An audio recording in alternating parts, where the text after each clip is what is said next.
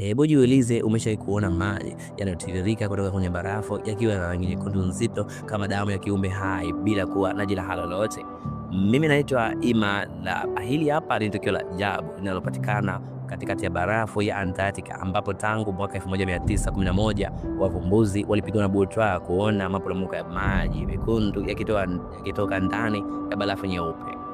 Kwa miaka mingi watu waliamini kuwa huenda kuna viumbe wa ajabu waliokufa ndani ya barafu hiyo, lakini ukweli ni kwamba chini ya barafu hiyo kuna ziwa la kale la maji ya chumvi ambalo limejificha kwa zaidi ya miaka milioni 2. Siri kubwa ni madini ya chuma yaliyomo ndani ya maji hayo, ambapo yanapopatana na upenyo kutoka nje na kukutana na hewa yanageuka kuwa kutu na kutoa rangi nyekundu inayofanana na damu.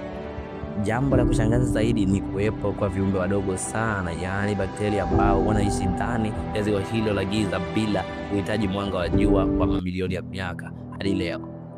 Maporomoko haya hadi leo hii yanabaki kuwa mmoja ya maajabu makubwa ya asili yanayotupa picha jinsi dunia inavyoweza kuhifadhi siri nzito chini ya barafu. Mimi naitwa Ima. Usisahau kufollow katika channel zetu YouTube, TikTok na Instagram @lovemedia ili uwe wa kwanza kupata stori kama hizi nzuri kutoka kwetu.